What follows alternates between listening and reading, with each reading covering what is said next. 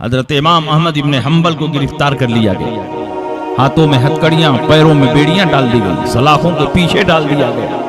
حضرت امام احمد ابن حنبل سلاخوں کے پیچھے چلے گئے۔ پھر آپ کو دربار شاہی میں حاضر کیا گیا اور کہا گیا احمد ابن حنبل صرف ایک مرتبہ اپنی زبان سے کہہ دو کہ میرا فتویٰ غلط ہے تو تمہاری جان بخش دی جائے گی۔ امام احمد ابن حنبل نے فرمایا جب تک میرے جسم میں خون کا آخری قطرہ موجود ہے میں یہی اعلان کرتا رہوں گا کہ قرآن اللہ کا کلام ہے، اللہ کا کلام اس کی صفت ہے اور اس کی ہر صفت ازلی اور ابدی ہے۔ جو قرآن کو مخلوق مانتا ہے وہ کافر و مرتد۔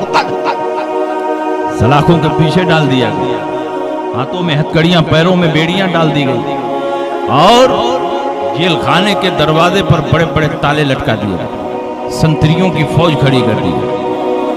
لیکن امام احمد ابن حنبل جب چاہتے جیل خانے سے باہر ہو جاتے اور چوراہے پر اسٹیج لگا کر تقریر فرماتے۔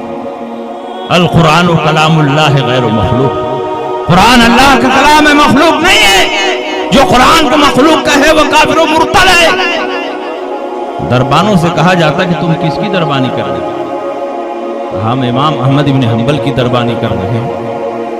کہا امام احمد ابن حنبل تو بغداد کے چوراہے پر تقریر کر رہے ہیں۔ کہا ایسا نہیں ہو سکتا، وہ تو جیل خانے میں بند ہے۔ جیل خانے میں جا کر دیکھتے تو وہاں بھی امام احمد ابن حنبل ہوتے، اور بغداد کے چوراہے پر جا کے دیکھتے تو وہاں بھی امام احمد ابن حنبل ہوتے۔ جو اللہ کے دین کے لیے لڑتا ہے دنیا کی کوئی طاقت اس کے پاؤں کی زنجیر نہیں بن پاتی ہے۔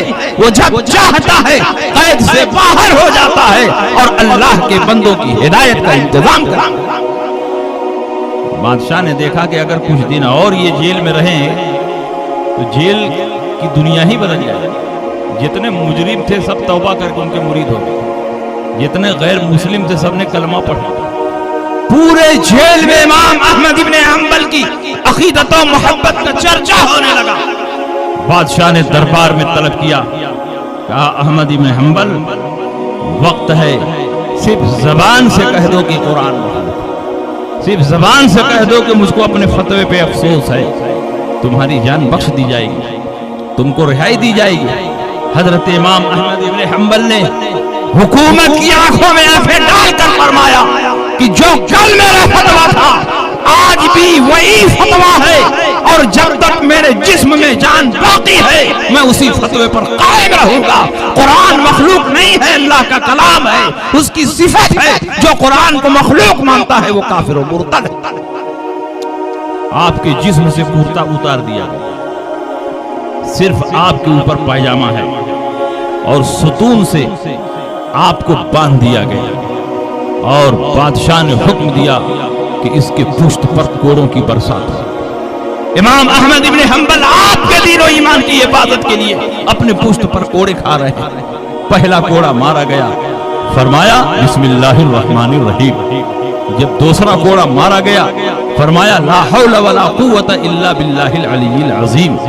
جب تیسرا کوڑا مارا گیا تو فرمایا لن یصیبنا الا ما کتب اللہ لنا، ہمیں ہرگز وہ مصیبت پہنچی ہی نہیں سکتی جو ہماری قسمت میں نہیں ہے، وہی مصیبت پہنچی جس کو اللہ نے ہمارے لیے لکھ دیا۔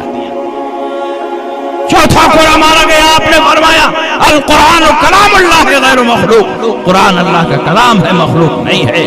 ایک ایک کوڑا آپ کے جسم پر مارا جاتا تھا اور آپ اپنی زبان پر حرف شکایت نہیں لاتے تھے، صبر و شکر کے کلمات ادا کرتے تھے۔ کل 29 کوڑے آپ کے جسم پر مارے گئے۔ ایک کوڑا پائجامے کی ڈوری پر آ کر لگ گیا، پائجامے کی ڈوری کٹ گئی اور پائجامہ سرک کر نیچے آنے کو تیار ہو گیا۔ امام احمد ابن حنبل جو ایک ایک کوڑے پر صبر و شکر کے کلمات ادا کر رہے تھے، جب پائجامے کی ڈوری کٹی، پائجامہ سرک کر نیچے آنے کو تیار ہوا، تو وہی امام احمد ابن حنبل درد و کرب کے عالم میں آسمان کی طرف چہرہ اٹھا کر فرماتے ہیں اللہم انی اسألک باسمک الذی ملأت بہ الارض ان کنت تعلم انی علی الصواب فلا تهتک لی سترا، اے میرے پروردگار میں تیرے اس نام کے وسیلے سے مانگتا ہوں جس کی برکتوں سے تو نے عرش کو بھر دیا ہے، اگر میں حق پر ہوں میرا مسلک صحیح ہے تو اللہ کے بندوں کے سامنے مجھے رسوا ہونے سے بچا لے، میں نے ان کے دین کی حفاظت کی ہے، ان کے عقیدے کی حفاظت کی ہے، تو میری عزت کی حفاظت فرما، کل میدان قیامت میں ان کو رسوا ہونے سے میں نے بچایا ہے، بندوں کے سامنے مجھے رسوا اور ذلیل ہونے سے بچا۔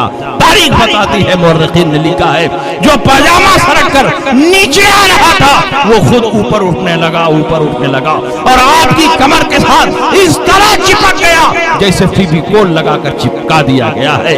کیا مطلب ہوا؟ جو اللہ کے دین کے لیے لڑتا ہے، اللہ کے دین کے لیے اپنی عزت کو داؤ پر لگاتا ہے تو پروردگار عالم اس کی عزت کی حفاظت کرتا ہے۔ یہ وہی امام احمد ابن حنبل، غوث پاک کی شان میں امام احمد ابن حنبل نے کیا خراج عقیدت پیش کیا ہے، وہ بھی ذرا سنیں گے تو اندازہ ہوگا کہ غوث پاک کی کیا شان۔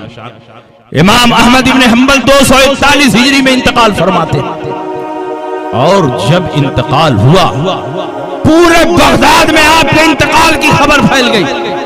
اس وقت ٹی وی اور ٹیلی ویژن نہیں تھا، موبائل نہیں تھا، اخبار و رسائل نہیں تھے، الیکٹرانک میڈیا، پرنٹ میڈیا کچھ بھی نہیں، لیکن اللہ کے دین کے لیے جو اپنی جان کو قربان کرتا ہے پروردگار عالم اس کی محبت لوگوں کے دلوں میں اطلاع ڈال دیتا ہے کہ امام احمد ابن حنبل کا انتقال ہو رہا ہے، اور پورے بغداد میں جنگل کی آگ کی طرح آپ کے انتقال کی خبر پھیل جائے۔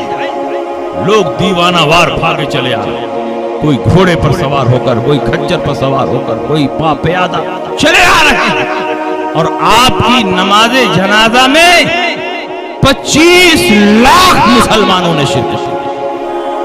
آج اگر 40-50 ہزار کسی کی نماز جنازہ میں آ جائیں تو اخبار میں نیوز چھپتی ہے 40-50 ہزار آدمی اس کی نماز جنازہ میں شریک ہوں۔ میں یہ نہیں کہتا کہ یہ مقبولیت کی دلیل نہیں، لیکن کتنی عظیم مقبولیت ہے امام احمد ابن حنبل کی کہ اس دور میں جبکہ ہماری آبادیاں کم تھی، اس دور میں آپ کی نماز جنازہ میں شرکت کرنے والوں کی تعداد 25 لاکھ بتائی گئی ہے۔ ملا علی قاری نے مرقات شرح مشکات کے شروع میں چاروں اماموں کے حالات کو تفصیل سے بیان فرمایا ہے، اور اسے میں لکھا ہے کہ فلما امر المتوکل ان یمسح الموضع الذي قام الناس فيه للصلاة عليه فبلغ مقام 1500,000 واسلم يوم وفاته 20,000 من الكفار۔ جب آپ کی نماز جنازہ پڑھی گئی تو 25 لاکھ مسلمانوں نے آپ کی نماز جنازہ میں شرکت کی۔ یہ وہ مسلمان تھے جو خشکی میں نماز جنازہ پڑھ رہے، اور جو کشتیاں دریا کے کنارے باندھی گئی تھی اس میں بھی ہزاروں کی تعداد میں لوگ کھڑے تھے، اور آپ کی نماز جنازہ کا منظر اور جلوس جنازہ کا منظر دیکھنے کے لیے جو عورتیں اپنے گھروں سے نکل پڑی تھی ان کی تعداد خطیب بغدادی نے 60,000 لکھا۔ 60,000 عورتیں اپنے اپنے گھروں سے ایک میدان میں جمع ہو گئیں اور امام احمد ابن حنبل کے جنازے کا منظر دیکھتے، اور اسی دن یہ بھی واقعہ پیش آیا کہ 20,000 کافروں نے اسلام قبول کیا۔ پوچھا گیا کہ کیا بات ہے، اب تک تم کافر تھے، آج تم نے اسلام قبول کر لیا؟ تو ان لوگوں نے جواب دیا کہ جس آدمی کی نماز جنازہ میں 25 لاکھ انسان شرکت کرے وہ جھوٹا نہیں ہو سکتا، اور جب وہ جھوٹا نہیں ہو سکتا تو جس دین کو وہ مانتا ہے وہ دین بھی جھوٹا نہیں ہو سکتا، جس کتاب پر وہ ایمان رکھتا ہے وہ کتاب بھی جھوٹی نہیں ہو سکتی، جس نبی کا وہ کلمہ پڑھتا ہے وہ نبی بھی جھوٹا نہیں ہو سکتا۔ امام احمد کی سچائی سے ہم نے مذہب اسلام کی سچائی کا اندازہ لگا لیا، اور ہم سب نے کلمہ طیبہ پڑھ لیا، اور ہم سب کے سب مشرف اسلام۔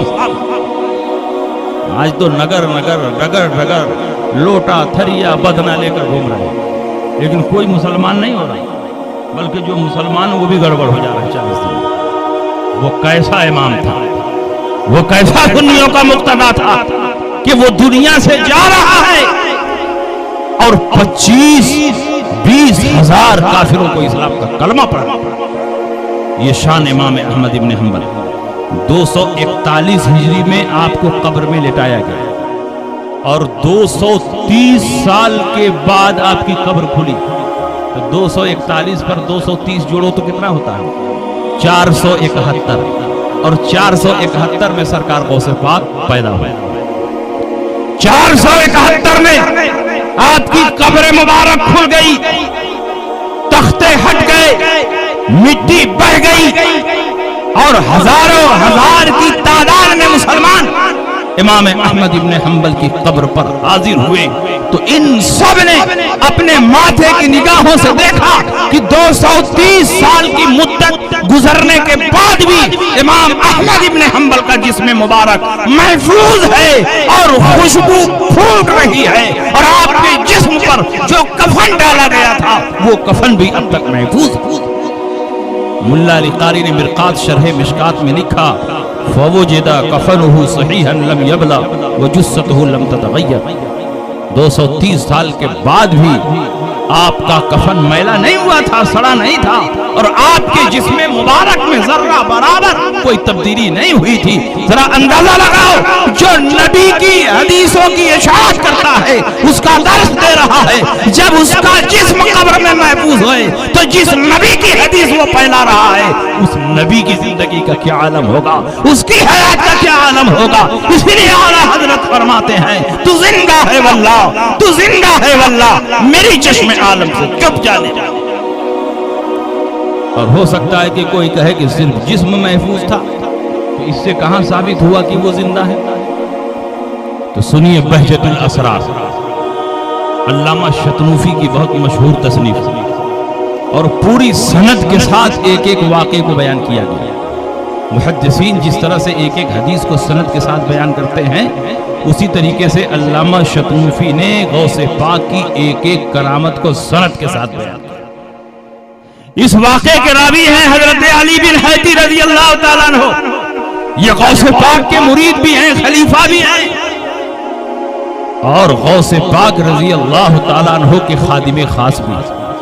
जब सरकार गौसे पाक तकरीर फरमाते तो उनके सारे खुलफा पहली सफ में बैठते थे ताकि तकरीर का एक लफ्ज भी मिस न होने पाए।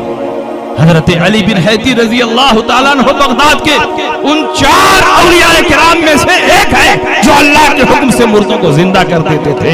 हयातुल हैवान तमीरी में लिखा है कि ये इतने पाए के बुजुर्ग और वली हैं कि अगर कोई मुसीबत ज़दा इंसान मुसीबत के आलम में अली बिन हैती का नाम अदब के साथ ले ले तो परवरदिगार आलम उनके नाम की बरकत से उसकी सारी मुसीबतों को दूर कर देता। वो अली बिन हैती है। जब रावी इतना मुस्तनद है तो रिवायत कितनी मुस्तनद होगी। हजरत अली बिन हैती फरमाते हैं कि एक दिन सरकार गौसे पाक ने मुझसे फरमाया, ये वही अली बिन हैती हैं कि आगे बैठ के तकरीर सुन रहे थे, सरकार गौसे पाक तकरीर फरमा रहे थे और अचानक अली बिन हैती की आंख लग गई, नसीबा बेदार हुआ और नबी अकरम सल्लल्लाहु अलैहि वसल्लम उनके ख्वाब में तशरीफ लाए और सरकार की ज़ियारत से मुशर्रफ होने लगे।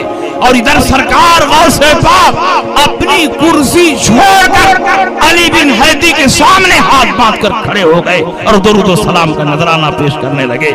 जब अली बिन हैती की आंख खुली, उन्होंने देखा मेरे मुर्शिद मेरे सामने हाथ बांध कर खड़े हैं, पूरा मजमा खड़ा है, तो बड़ी शर्मिंदगी महसूस हुई।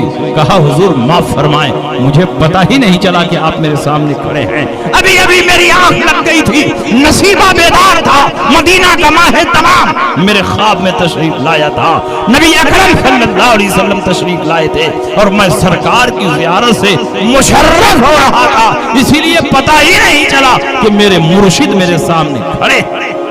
सरकार गौसे पाक ने फरमाया, अली बिन हैती, मुझको बताने की जरूरत नहीं है कि सरकार तेरे ख्वाब में तशरीफ लाए। तूने सरकार को ख्वाब में देखा और मैंने बेदारी में सरकार को तेरे पास जाते हुए देखा, इसलिए जब तक सरकार तेरे ख्वाब में मौजूद रहे میں ادب و احترام کے ساتھ ہاتھ باندھ کر کھڑا رہا اور درود و سلام کا نذرانہ پیش کرتا رہا۔ یہی سے یہ بات ثابت ہوئی کہ میرے سرکار کو اگر کوئی خواب میں دیکھتا ہے تو یہ محض خواب نہیں بلکہ 100% حقیقت ہے، اس لیے کہ اللہ کے نبی نے ارشاد فرمایا من رآنی فی المنام فقد رآنی فإن الشیطان لا یتمثل بی، جس نے مجھ کو خواب میں دیکھا اس نے حقیقتاً مجھے کو دیکھا، کیونکہ شیطان کو بھی یہ پاور اور اختیار نہیں کہ نبی کی شکل و صورت کو اختیار کرے۔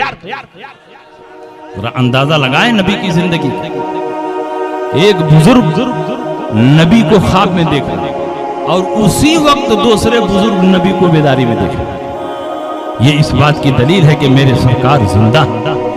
ایک لمحے کے لیے آپ پر موت طاری ہوئی تاکہ وعدہ الہیہ کی تکمیل ہو سکے، اور اس کے بعد اللہ نے ہمیشہ ہمیشہ کے لیے آپ کو زندہ فرما دیا، اور ایسا زندہ فرمایا کہ آپ کی اخروی زندگی آپ کی دنیاوی زندگی سے بدر جہاں افضل و اعلیٰ ہے۔ یہ میں نہیں کہتا، قرآن فرماتا ہے وَلَلْآخِرَةُ خَيْرٌ لَكَ مِنَ الْأُولَىٰ، آپ کی ہر آنے والی زندگی گزری ہوئی زندگی سے افضل و اعلیٰ ہے۔ جو نبی کو مردہ کہتے ہیں وہ خود مردہ ہیں، میرا نبی تو ایسا زندہ ہے کہ چلتے پھرتے مردے زندہ کر دیا کرتا۔ ایک دل ہمارا کیا ہے، آزار اس کا کتنا، تو نے تو چلتے پھرتے مردے جلا دیا۔